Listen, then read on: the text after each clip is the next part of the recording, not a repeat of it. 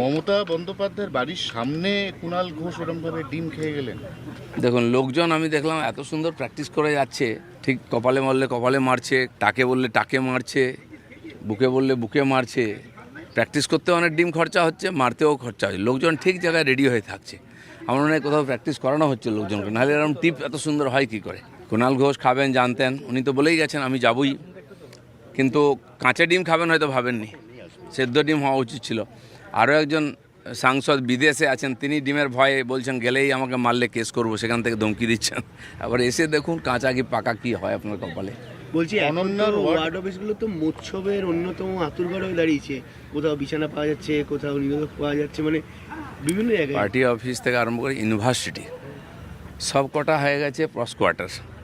ভাবতে পারেন সমাজ কোথায় নেমেছে। পার্টি অফিস করা হচ্ছে পয়সা তোলা আর ফুর্তি করার জন্য। আর এটা শাহজাহানের ওখানেও আমরা দেখেছিলাম, সরকারি জেটি ঘাটের অফিসকে আর দখল করে নিয়ে পার্টি অফিসে হয়েছে, এইসব হতো তোলাবাজি। ইউনিভার্সিটির মধ্যে সেখানেও সুঁড়িখানা থেকে আরম্ভ করে বাকি সমস্ত খারাপ কাজ হতো। তো কোথায় নেমেছে মমতা ব্যানার্জি জানতেন না?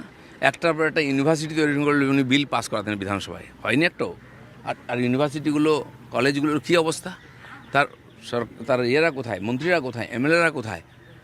কিছু অ্যান্টি সোশ্যাল এসে দখল করে বসে আছে, তারা এমএলএ এমপির আশেপাশে ঘুরতো, তারাই নেতা, তারাই ভর্তি করবে, তারাই মেয়েদেরকে ভোগ করবে, এই জায়গায় চলে গেছে। তারপরে ওরা বড় বড় কথা বলতেন, এখনও বলার চেষ্টা করছেন, বাঁচার চেষ্টা করছেন। ফাঁসি দেওয়া উচিত এরকম শাসকদেরকে যারা এগুলো সমর্থন করেছে। কাউন্সিলর অনন্যা দেবীর যে বাড়ি, হাতি বাড়ি, একটা সুদৃশ্য বাড়ি, আগেই প্রশ্ন উঠেছিল তার বৈধতা নিয়ে। তিনি মাসিক ভাতা পান 10,000 টাকা পুরসভার হিসেবে, কিন্তু এত বিলাসবহুল বাড়ি, আবার মেকআপ রুম। এর আগে আপনারা এমএলএদের দেখেছেন, কাউন্সিলর দেখেছেন, পঞ্চায়েতকে দেখেছেন, 3তলা 4তলা বাড়ি, সুইমিং পুল, বাগান বাড়ি। কোথা থেকে টাকা এসছে? 10,000 টাকায় হয়? 20,000, 50,000, 1 লাখ টাকা বেতন পাই এমএলএ, তাতে হয়? কোথা থেকে টাকা আসে সবাই জানে। ওখানকার স্থানীয় লোককে জিজ্ঞেস করুন। এক একটা লোককে চুষা হয়েছে, দোকান পাট বন্ধ করে দেওয়া হয়েছে, বাড়ি ঘর লুট করা হয়েছে, বাড়ির বউকে নিয়ে যাওয়া হয়েছে। এগুলো দিনের পর দিন চলেছে, আমরা তো জানি, আপনারাও জানতেন, বলেননি, এখন বলছেন পাবলিক যখন মুখ খুলেছে।